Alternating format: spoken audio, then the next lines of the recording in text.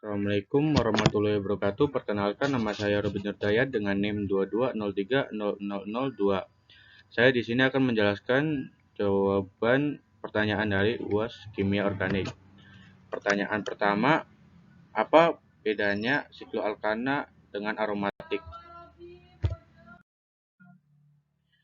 Sikloalkana merupakan senyawa alkana yang rantai karbonnya tertutup, sedangkan senyawa aromatik merupakan senyawa hidrokarbon berbentuk siklik dan memiliki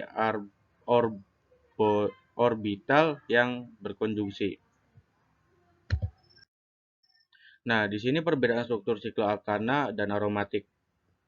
Yang sebelah kiri saya yaitu struktur sikloalkana, yang sebelah kanan saya yaitu struktur dari aromatik. Pertanyaan kedua, jelaskan nama senyawa di bawah ini sesuai dengan tata senyawanya.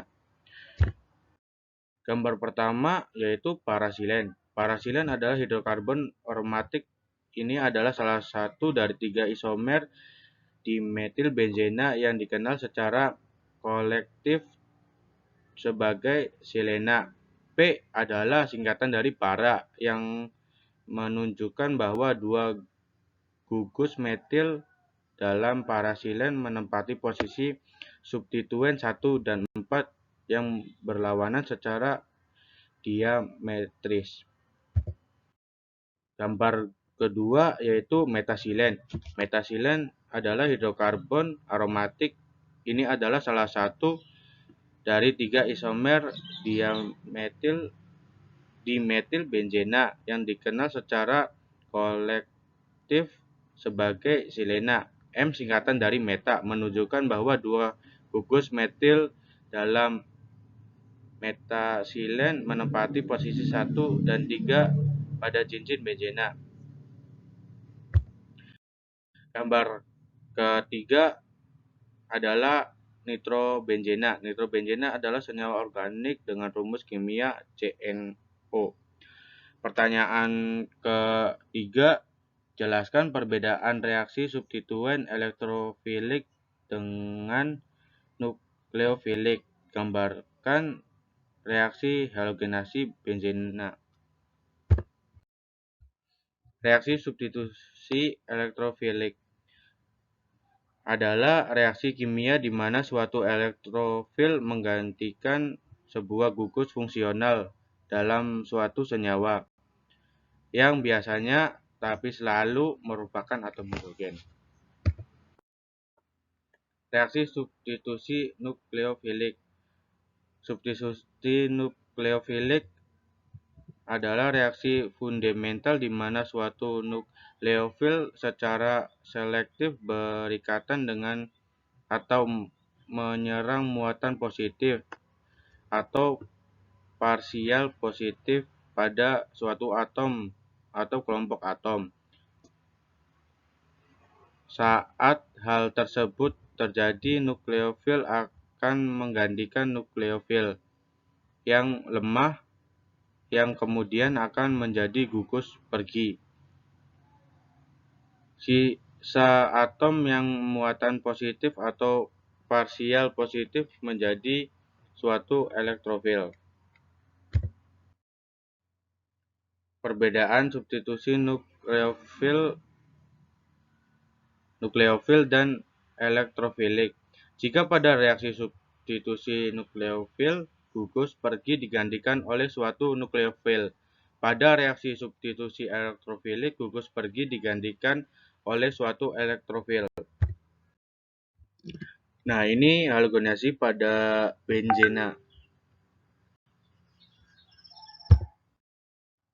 Dan ini fase intermediatnya. Dan ini hasilnya. Lanjut ke pertanyaan keempat. Mekanisme reaksi pembentukan etilbenzena dengan cara akilasi. Reaksi Friedel-Crafts adalah reaksi penggandengan organik yang melibatkan substitusi aromatik elektrofilik yang digunakan untuk mengaitkan substituen pada cincin aromatik.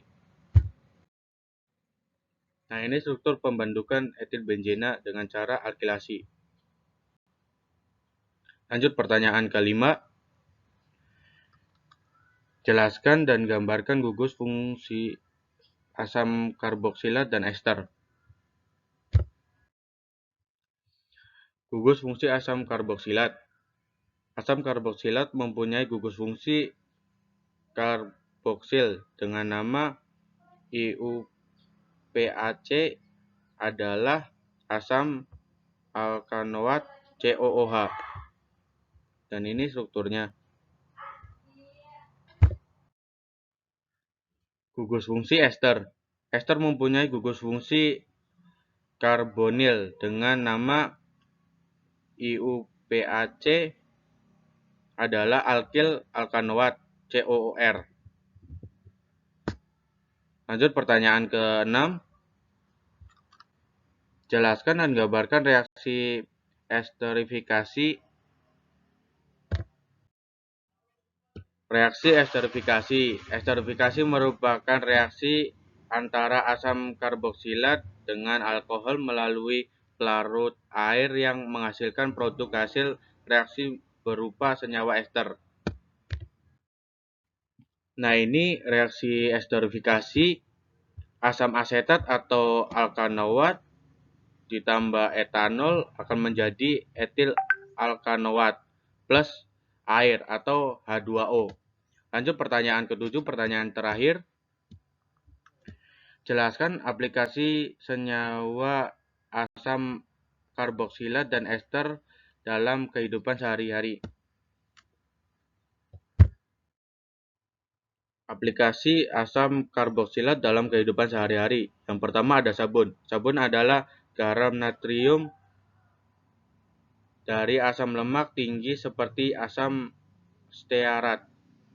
Yang kedua, asam asetat digunakan untuk pembuatan cuka. Garam natrium dari asam organik dapat digunakan dalam bahan pengawet.